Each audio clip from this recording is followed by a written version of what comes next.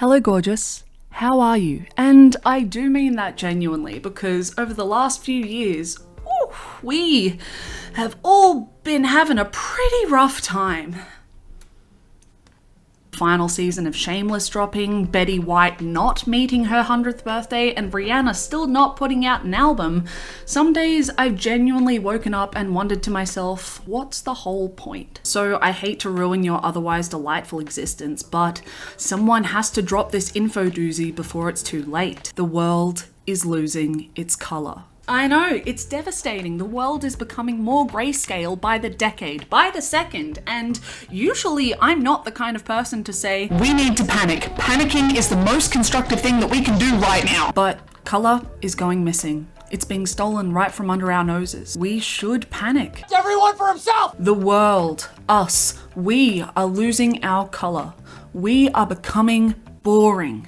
With such reliable sources as Crash.net and Bullfrag.com all reporting on the same Twitter thread by the cultural tutor, and Instagram and Twitter accounts now bringing it to the internet's attention, YouTube has just been ignoring this state of global emergency, and as the kind, generous person that I am, I won't ignore it, so we will investigate and we will find the missing colour together. Where in the world is Colour San Diego? There's only a handful of reports on her disappearance, starting with the TikTok that brought this to my attention. We've got graphs, we've got dates, we've got numbers, so we have some math behind this video. Fantastic start. But this TikTok user is just reporting on the disappearance of Colour San Diego and delivering us this theory that colour could be used abstractly with its definition of unique quality. Therefore, the world itself is becoming less unique, less individual, which is fascinating. But it isn't the mystery that we are currently trying to solve. Whoever collected this data and constructed graphically the disappearance of colour will lead us to where to find Colour San Diego. The TikTok credits an Instagram account for the use of the data. We have our first lead. The Instagram post seems to credit a Tumblr thread, and the Tumblr thread seems to credit a Twitter thread. This lead just seems to be taking us around and around in circles. Where is this study that everyone's referring to? We have no other choice. I'm gonna have to use all of my CSI tech smarts for this one, I think.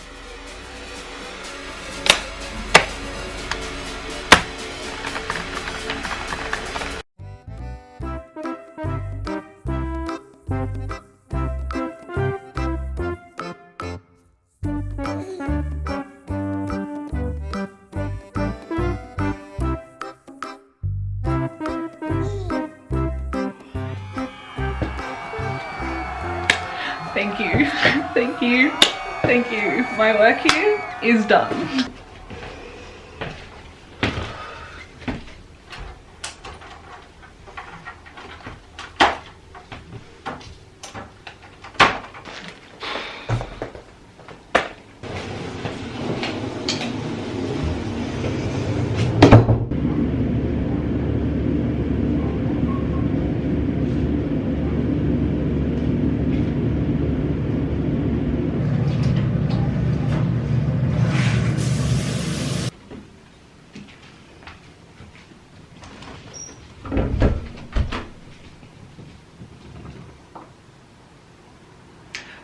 The original study and article was posted by the Science Museum Group, which, very accurate to its name, is a group of science museums. Scattered all over the UK. They care for a diverse and internationally significant collection of 7.3 million items from science, technology, engineering, medicine, transport, and media. They took around 7,000 photographs of objects in the collection of 7.3 million from 21 different categories that contained a large number of everyday or familiar objects. Then, using AI, they analysed them in context to their shape, colour, and texture and turned them into data sets. Ooh, math! Fun! He's nerdy. There's a lot of information and jargon used in this article that I'm going to try my hardest to condense down for y'all into its main info nuggets. Nugget number 1. This picture that graphs the decrease of colour over time in these 7,000 objects, and therefore the increase of grayscale. Nugget 1.5, there seems to be an increase of blue over the last 40 years, which, as a blue lover myself, is very exciting. Nugget number 2, the study notes that as grey increases, yellow and brown actually decrease. Nugget 3, these phones, and the amount of colour in old technology versus new technology has decreased. Nugget number 4, the most common shape is a box. Nugget 5, This museum has a lot of grey boxes. So what conclusion can we deduce from this data and this 6-pack of nuggies? There is a perfectly reasonable explanation as to our missing colour presented to us throughout this article. This article only analyses just over 7,000 photos of objects from a collection of 7.3 million. So it's really just a snapshot of a snapshot. Over the century, the use of wood and wood-like material decreased as the use of plastic and metal increased. So wooden tones like yellow, some reds and browns are going to decrease, while metal and plastic colours like grey will increase. With the analysis being on photos of objects rather than the objects themselves, if the lighting differed from picture to picture, then the colour spectrum may also differ. And finally, looking at our two different telephones and the range of colour of each object, the 1844 telegraph is made of wood, but also is made up of quite a few complex shapes, which allows for a variety of shadows, but also points of light refraction, thus creating a wider variety of colour in comparison to our grey box of an iPhone. Perfectly reasonable, perfectly explainable. Or maybe that's what they want us to think. Maybe this is just the tip of the iceberg. Maybe the reason the sample size was only 7,000 objects out of a potential 7.3 million objects was to help inform the Science Museum Group how to curate their collection accurately to gain more audience attention. Or maybe it was so they could discredit the sample size and therefore the analysis and hide from us what is really happening under our noses. When we pair the Museum Group analysis with the Cultural Tutor Twitter thread, we can see that the disappearance of colour in our world reaches far beyond the grasp of the Science Museum Group. Fashion favours neutral colours, with Business Insider reporting on the colour trends of children's clothing globally, with most countries favouring grey, white and black. Cars on the road are also having their range of colour reduced, with over 70% of cars being either black, white, grey or fancy grey. Home interior design is also becoming more black, white, grey and sleek. I'm looking at you, IKEA. This global emergency has even infiltrated our beloved fast food industry with McDonald's. Oh my god! Case closed. This monstrosity kidnapped colour. This abomination is sucking the life force from our world as we know it, and its thirst is not yet quenched.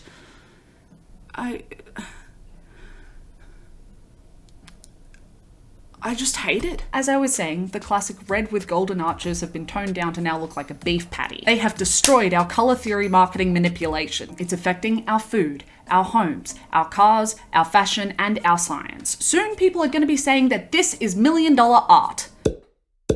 Oh, for fuck. If I've learned anything in my lifetime, it is that the world is run by the man. The man ruined the ozone, is burning down the Amazon, he even kidnapped Shamu and put her in a chlorine tank. There is overwhelming evidence that colour is ceasing to exist from our world, and I would dare say it is because the man desires it. Colour has been proven scientifically and psychologically to play a crucial part in our lives every day. We express our emotions through colour, we express our identity through colour, we communicate through colour, we connect through colour. To take away colour from our world would be an attack on expression, identity, and connection. And I, for one, won't let this happen quietly. Now that we're educated, now that we know it's happening, and now that we know who's behind it, how do we bring back colour? All hope isn't lost, only a teeny tiny bit. In our investigation into the disappearance of Colour San Diego, I have brainstormed a few ways that we can help solve this global crisis. Solution number 1, get better phone cases.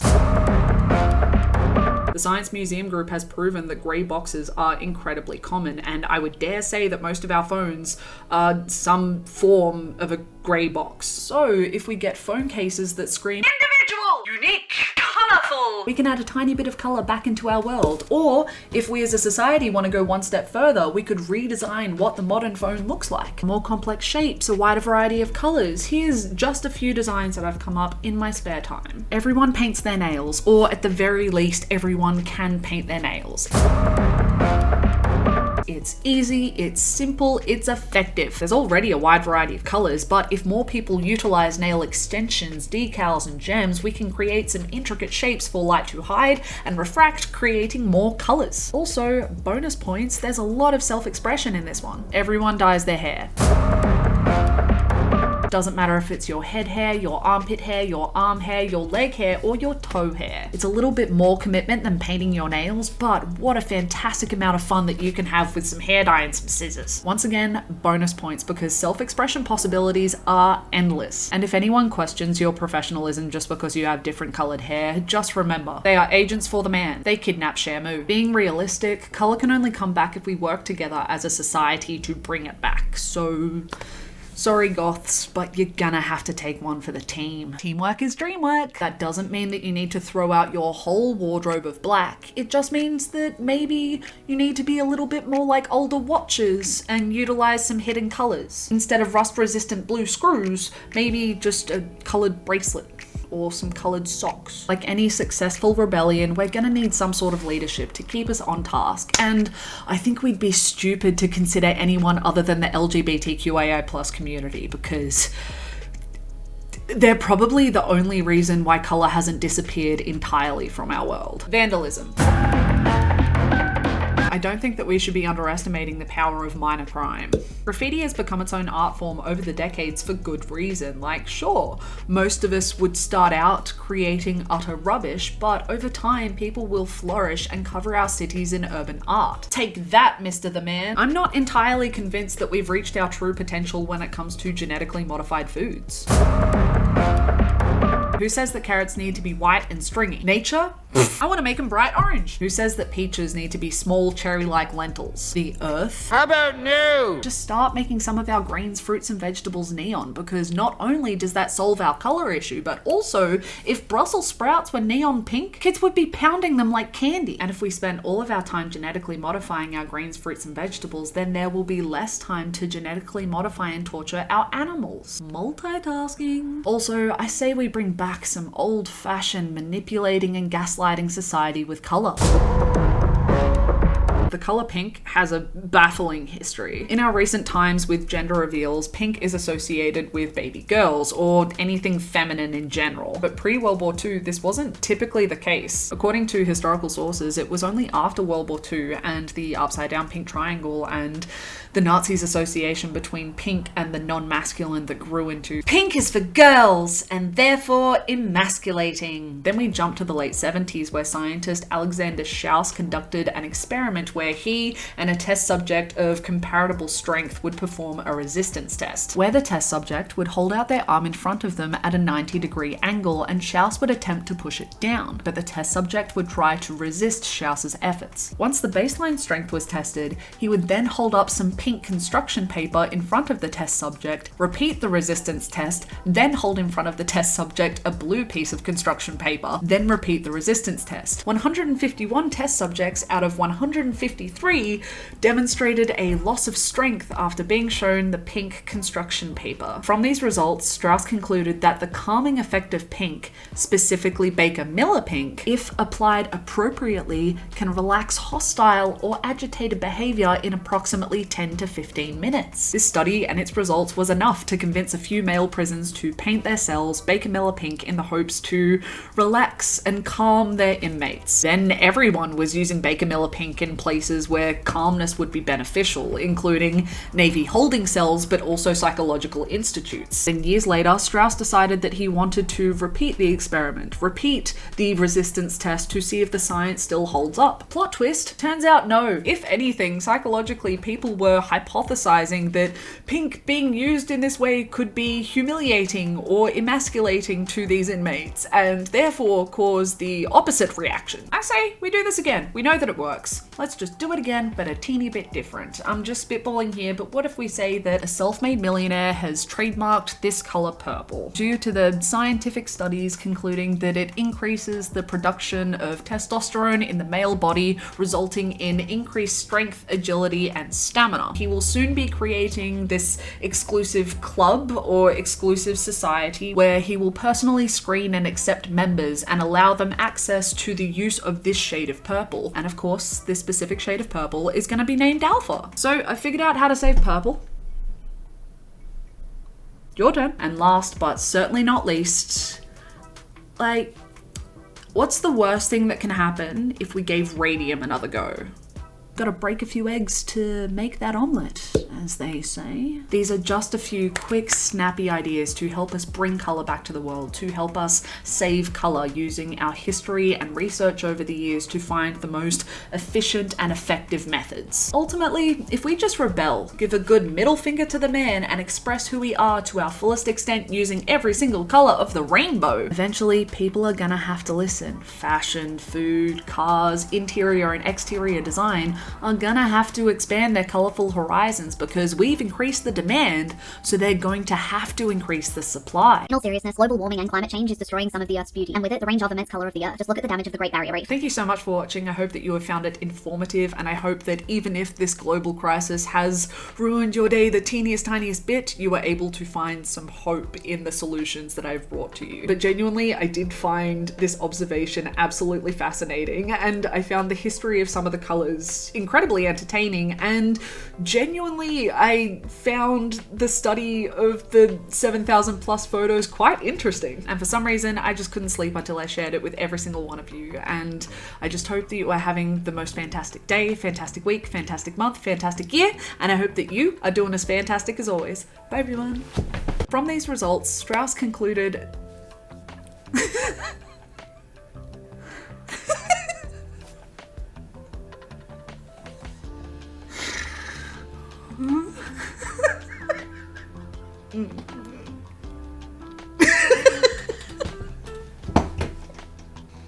oh fuck. Ah, I can do it. Pink.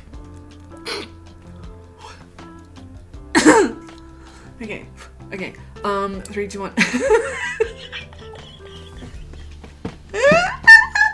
It's not that funny. It is the most serious scientific experiment that I've ever heard of. No, keep it together. Someone legit wrote this. Someone published this study. People invested money in this study.